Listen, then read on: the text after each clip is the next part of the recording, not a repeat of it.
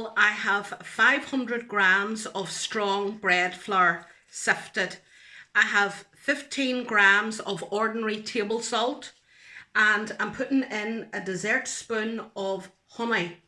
Now, if you put your spoon into boiling hot water before you dip it into the honey, it'll just slide off like that. Now, into that as well, I'm putting in 45 grams of sugar. Now, I tend to do this in a triangle.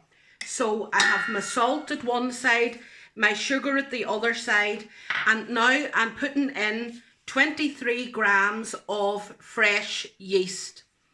Now, if you don't have fresh yeast, you'll use dried yeast and you'll use half the amount.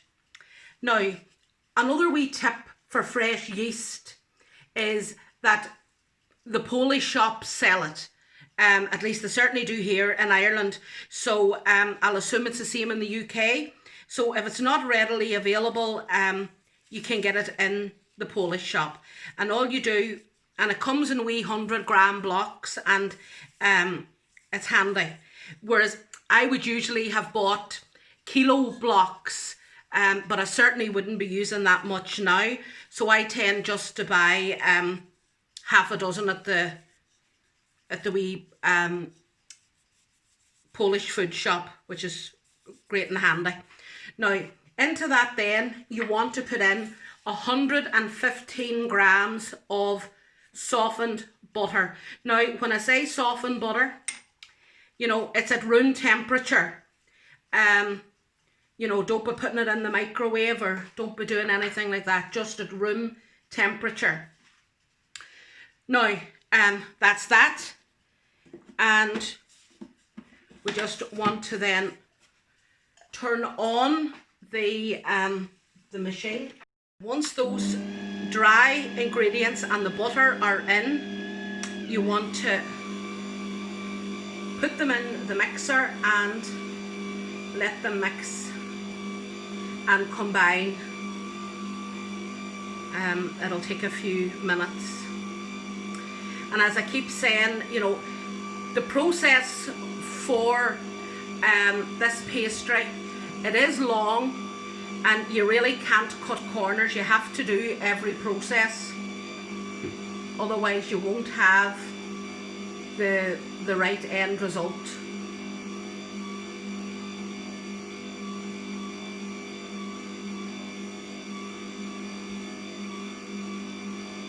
So it's really a layered pastry.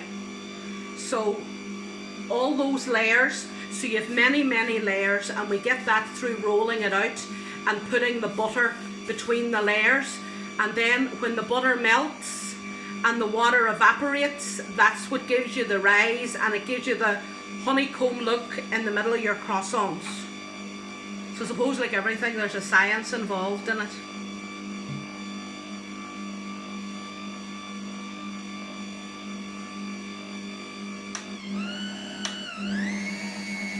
Now I'm just putting that on just a wee bit faster now to make sure it's all kind of mixed up and bound up. And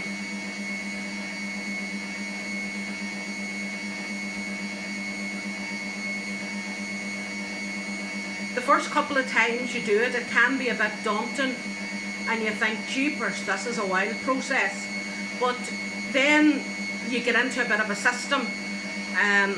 You know, like I would tend to, as I've said, to make it in the morning, and then throughout the day I just roll it, you know, keep rolling it out, and then by the evening time it's just ready to sit overnight. And I haven't really thought of it as being a task. I kind of just do it in between my other chores.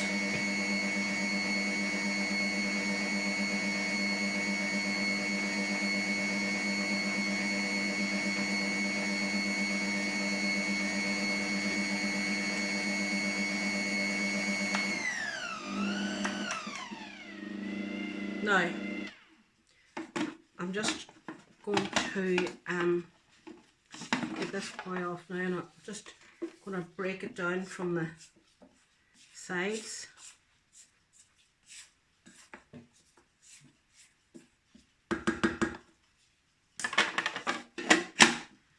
Give it another pour.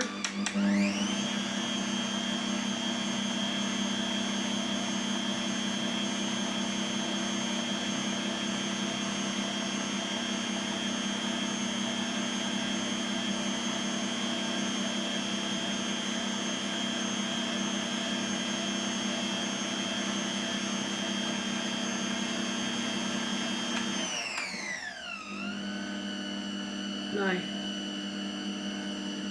I'm adding my milk and water now.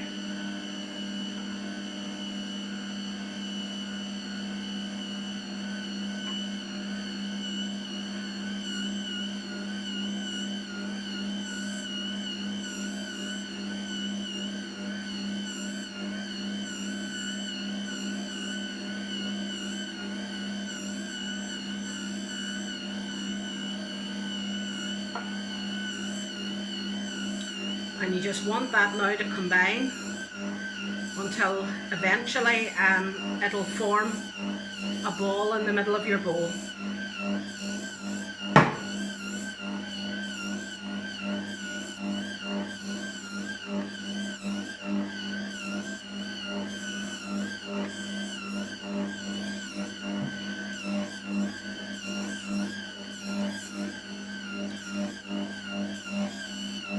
You know, I spoke previously as well about machines labouring. This is probably a big enough quantity to put into any domestic mixer. Any bigger mix than this and the wool, as I say to you, labour, and then what happens is they burn out the wee plastic cogs inside them. That's what happened to my KitchenAid, and we had to send for parts, and would you believe, in the whole KitchenAid it was the only plastic part of it, but the wee cogs are made from plastic, so I would say it's a thing that happens from time to time, but I would say if you were to be putting in lesser than the maximum loads in it, you wouldn't encounter that as at all, or maybe as quick.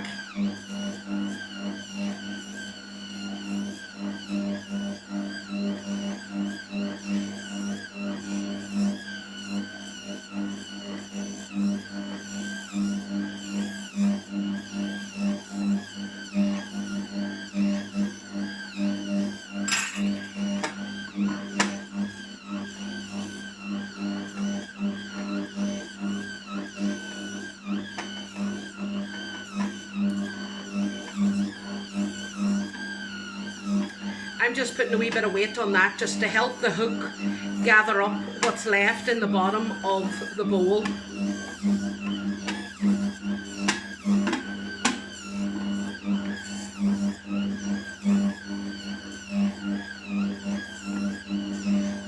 I just let it knead it there now for a wee minute or two.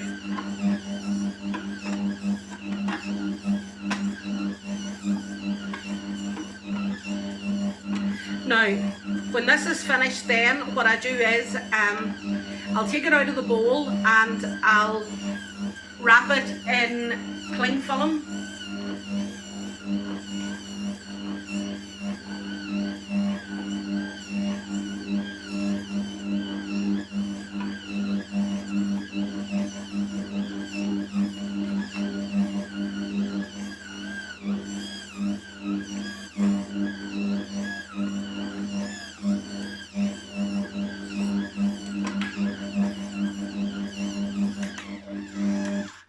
Now, I would say that's us, ready to rock and roll.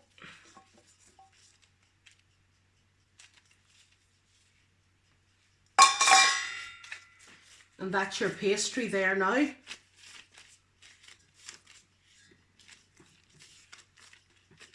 And as you can see, the bowl's empty, clean. And that's this. So I'm just going to wrap this now in cling film.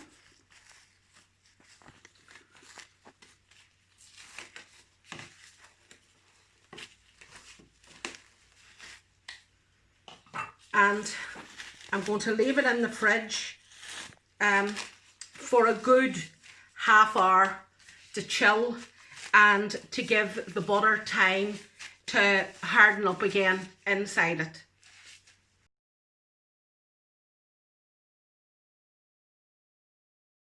This is how I prepare my butter.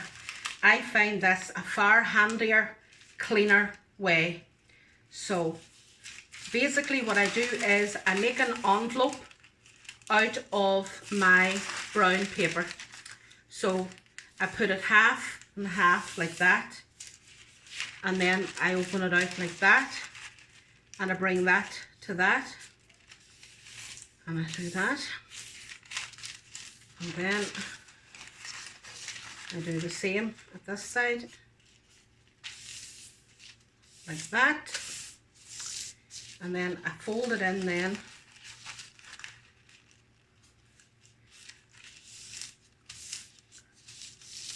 so, and like so. Now I'm left with this rectangle shape now in the middle, and now I use a full block of butter. So this is unsalted butter. Now the French butter is certainly much nicer, but unfortunately it's not readily available here, so I had to go with what I had. And to be perfectly honest, it's what I have. This is what I use all the time, because unless I drive into Northern Ireland, it's not readily available for me. So now what I do is I kind of hit it down like that.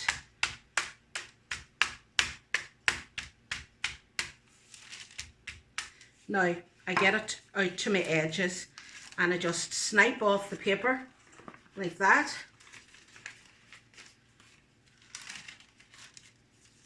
And now I fold up my envelope.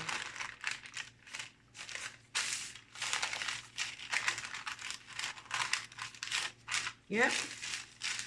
And I take this up like this, and this up like this, and then I turn it over on the belly. So basically that is the size that I want to roll out my butter. Now where do you see how easy this is compared to other methods of getting the butter into a rectangle?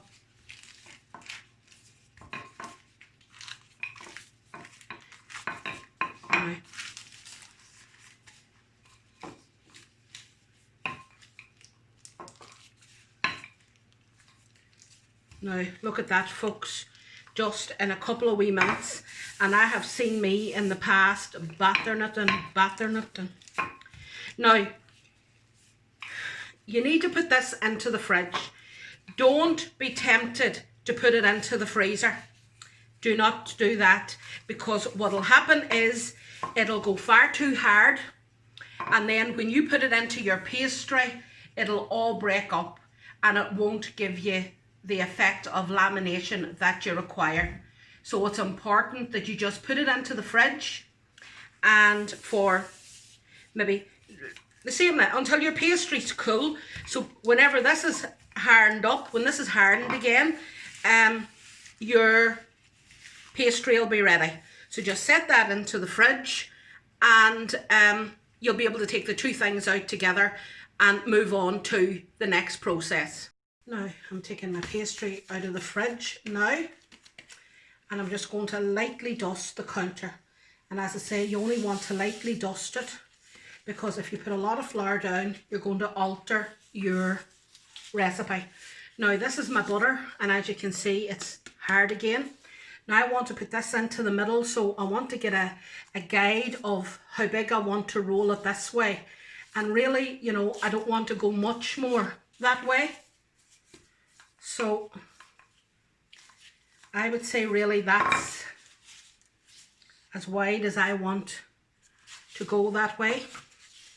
So I want to try to keep it at this. Now, what some people do, and a lot of professional artisans can't do it from time to time, is you can get metal or wooden markers that you put down here, and they're at the height that you want to roll your pastry to, so it ensures that your pastry is level the whole way round. I'm a home baker, you know, at the minute anyway, I'm a home baker, so I'm not looking for that level of accuracy. But if you did want to get to that level, that's how you do it.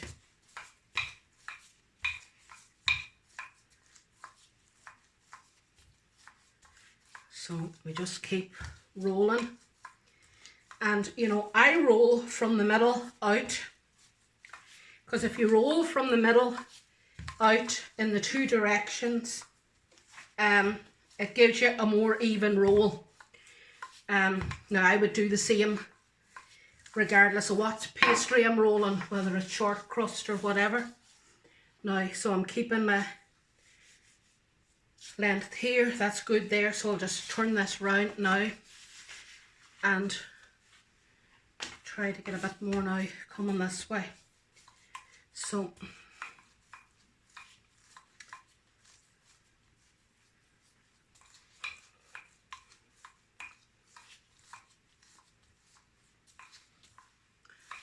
now let's see how that is.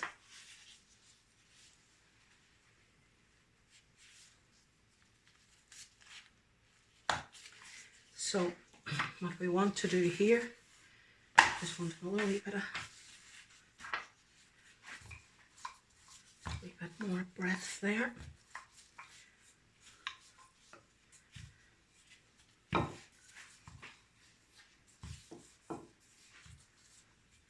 Now, let me see how that does. So see the way now my corners are here round it, so I need to get a bit more out in the corner, so I need to come out a bit more here.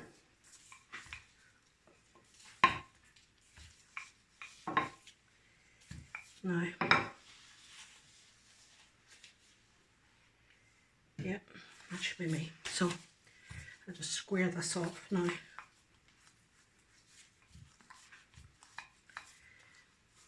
I think that should be me. So what you want to do is, now depending again on the heat of your kitchen, it could have started to soften again, but that's not a problem. So just peel it off at the back where you made your envelope.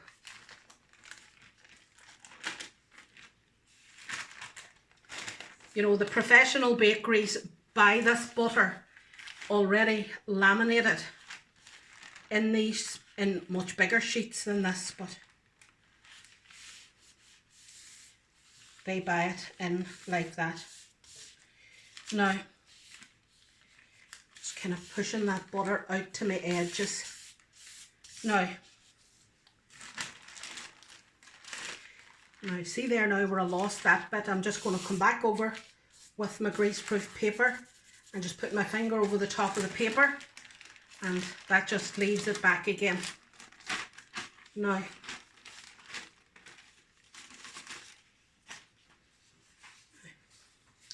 so you want to lift this in to the middle, this, and you want to lift it in to the middle here, and a terribly small seam in the middle. And now you want to go. Now you want to now wrap that up again. Wrap that up in your cling film.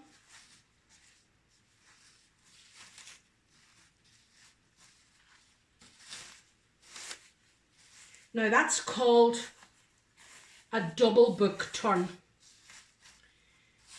Everybody's idea is different as to how many you should do and how many you shouldn't do. I think that the more you do, the better the lamination.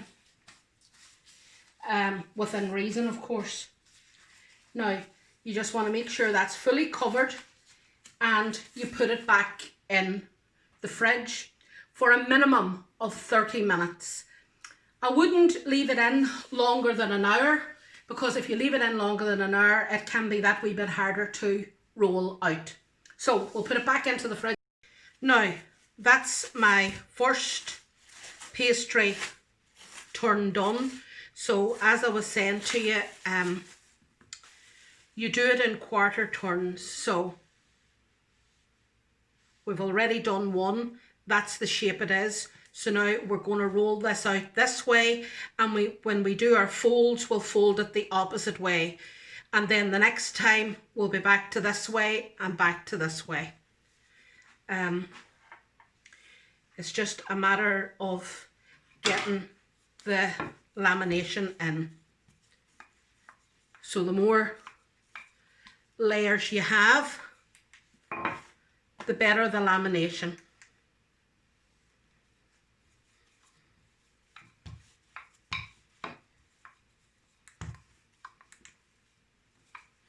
Doesn't take long to roll it out.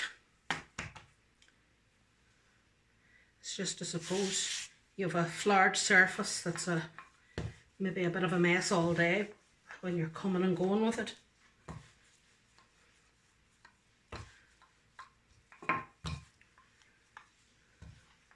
But as I keep saying every step of the way, you can't make any shortcuts to this process, because if you make any shortcuts, you're not going to have the lamination, and it's the lamination that gives you all the wee airy pockets inside that makes your croissants and that look like honeycomb.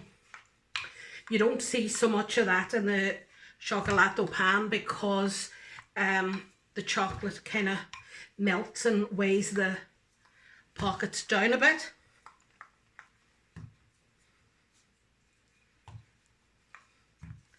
But you certainly see it in the croissants.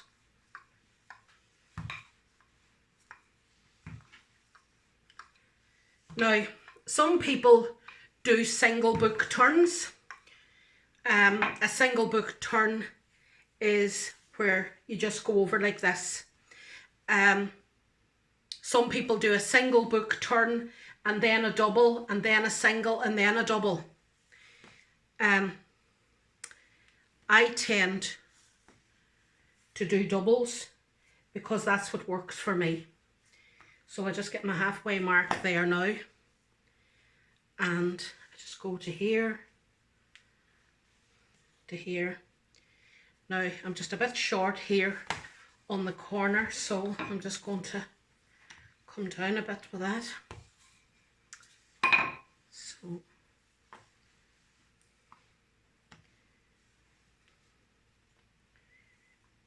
that's that there now.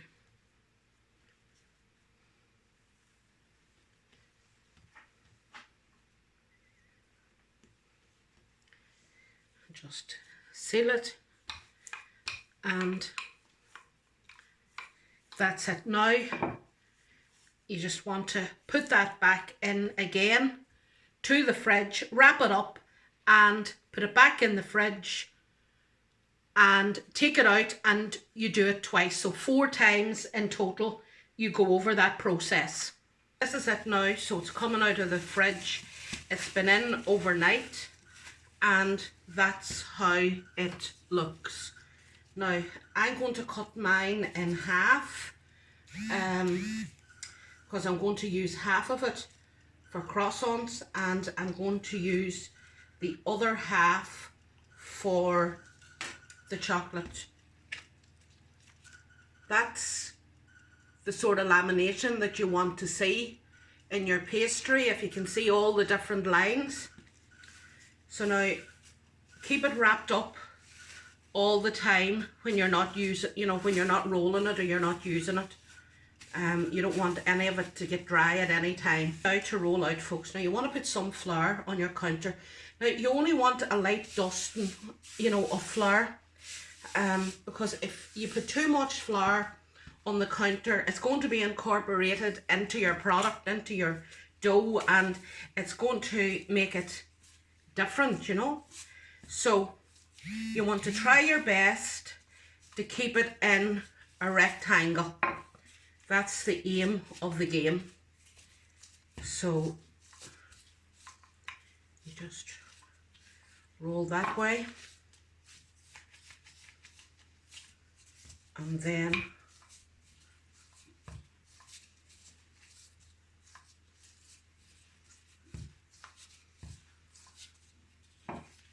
turn it over all the time.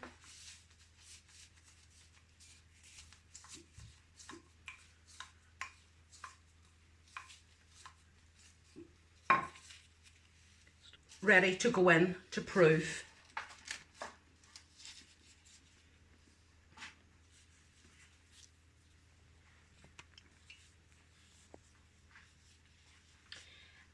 Now, you know, as I keep saying, this is a 2-day process.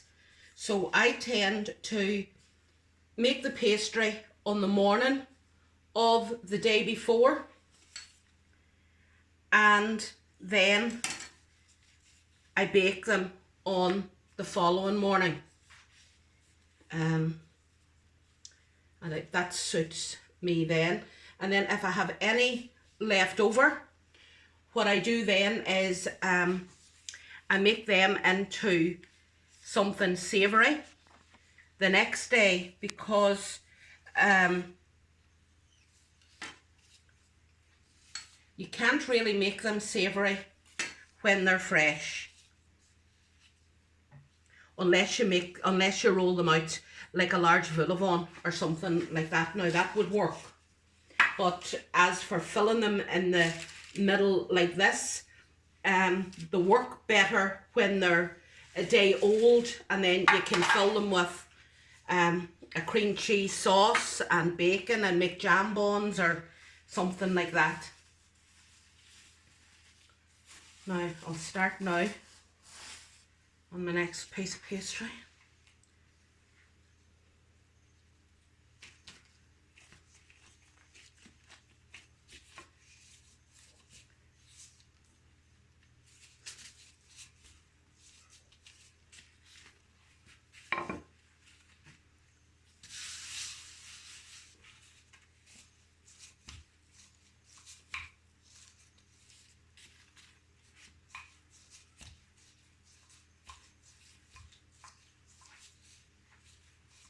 Now, when you do this, you can leave them to prove in the kitchen or wherever at room, you know, at room temperature. And you know, it could maybe take, because your pastry's coming out of the fridge, you know, it'll take a minute for it to come up to room temperature before it starts to prove, because it needs to get a bit of heat in it. But I'll tell you as a cheat for proving. If you turn on your oven before you need it, turn it on to about 150 and leave it on for about 40 minutes. Now you then want to turn the oven off and open the door slightly. Now you want to cover your pastries with cling film and then set them in the oven. Now nothing's going to happen to the cling film, because you know the heat, you've turned the heat off in the oven, but that could really reduce your proving time, depending on the temperature of your, you know, of the house, of the kitchen, by a couple of hours. Now, if you prove in the evening, the house is usually that wee bit warmer with, you know, with cooking and things like that, and things will prove.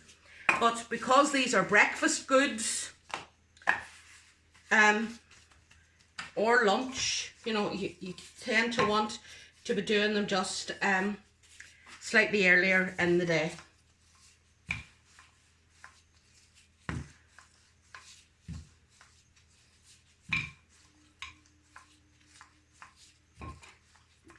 Now, I use milk chocolate in my baking. Now, once again, that is nothing more than a personal preference, because my family don't like dark or bitter chocolate. Now, that said, the more bitter the chocolate, the higher the cocoa content, the better, you know, the better the chocolate is. But unfortunately, nobody here likes it, so there's no point in using it. Now again, this is only on a personal issue. I only ever use a particular make. It's the Barry chocolate. It's a Belgian chocolate, and I've used it for so many years, and it's all I ever, you know, I just don't use anything else.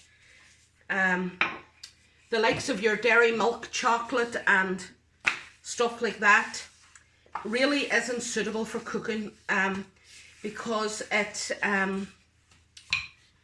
burns, and then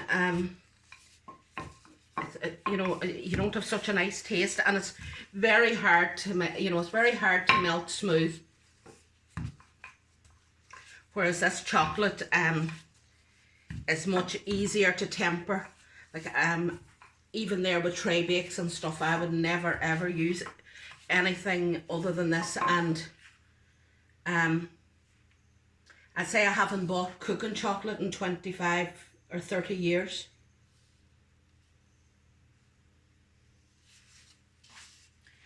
If you know, if you use this chocolate, you'll find an awful difference in the quality of your end product.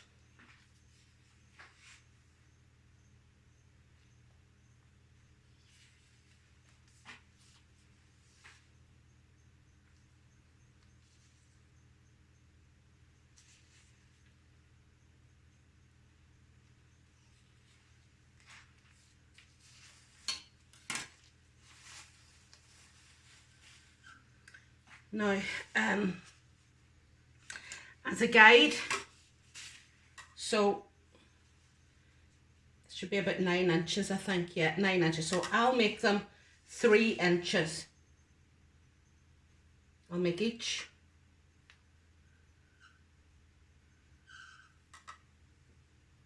slightly over there. So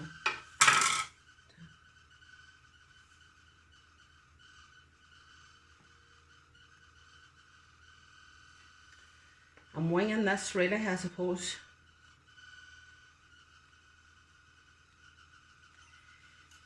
Now, this is the chocolate. Now, what I find about the chocolate is too, sometimes I tend to put in too much because they're always asking me for more chocolate, more chocolate. But really, you're not doing the product any good by putting in too much, because the chocolate's weighing down the rise. So, you know, maybe don't overkill it with chocolate, maybe.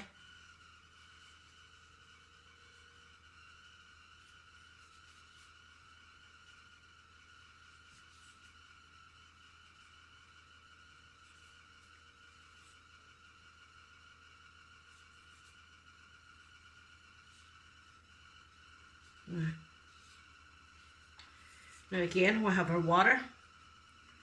So we'll go to one end with the water. Just wet one end.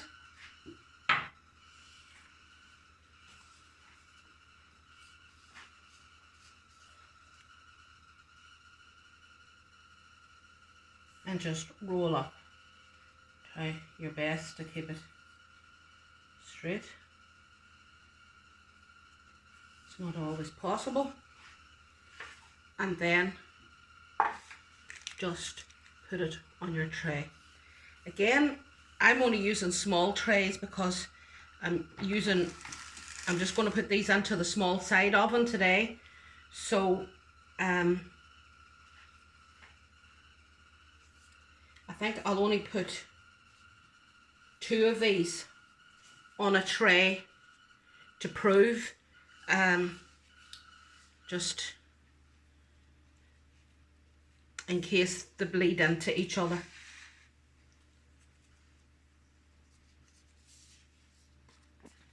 Now, Ethan will be a happy bunny today when he sees these coming. Put cling film over the top. Everything is covered so as it doesn't dry out, but it's not tight so as to allow for them to rise. So even though that's sitting on top, you know, there's room for it to rise, because you don't want to constrict them rising. Now, I know there's a lot of processes in this pastry, but it is worth it in the end. It really is worth it. And what you can do is, at this point, before proving them, you could freeze them. Now, if you froze them, you would take them out whenever you're ready to use them again, let them thaw completely, and then start the proving process. So that's what I tend to do. I tend to make a batch, and I freeze them obviously individually, and then I take them out from the freezer, and you know, they're ready for when the kids come in about an hour and a half's time. So that's how I work it, and it's handy. I have proved. Now folks, this is how they look whenever they have proved. Now what you need to be doing now is you want to glaze them well with egg wash, and you know, try not to miss anywhere, because I think it doesn't look great when they're not completely glazed. It's not possible all the time. Sometimes you do miss a wee bit here, a wee bit there, but try to be as consistent as possible. Now, these will not take very long to cook, I'm thinking, in the oven.